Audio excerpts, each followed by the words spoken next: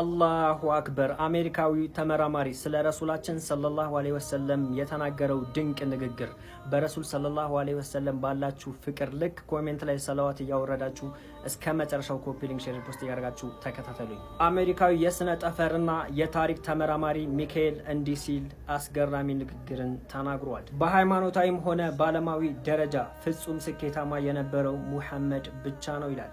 እኚህ ተመራማሪ ዓለም ላይ ታዋቂ በሆነው አንድ መጽሐፋቸውም ላይ የራሳቸው የሚሏቸው 100 ተጽዕኖ ፈጣሪ ሲያስቀምጡ የኛ ውድ ነቢይ ረሱል ሰለላሁ ዐለይሂ ወሰለምን በአንደኛ ደረጃ ላይ አስቀምጧቸዋል። እኚህ ተመራማሪ ልብ አድርጉ፣ ሙስሊም አይደሉም። ለኛ ረሱል ሰለላሁ ዐለይሂ ወሰለም ከማንም ጋር የሚወዳደሩ አይደሉም። እንደዚህ አይነት ዜናዎችን ስናገኝ የምንደሰተው ግን እንደዚህ አይነት ሰዎች አብዛኛው ቦታ ላይ እውነትን መመስከር ስለማይፈልጉና ከእውነት ጋር መጋፈጥን ስለማይወዱ ነው። እንደዚህ እውነት ተናጋሪ ደፋር ሰዎችን ስናገኝ ደግሞ በደስታ እናበስራለን። አላህ እድሜያቸውን ያቆይልን፣ እውነት ተናጋሪዎችን ያብዛልን።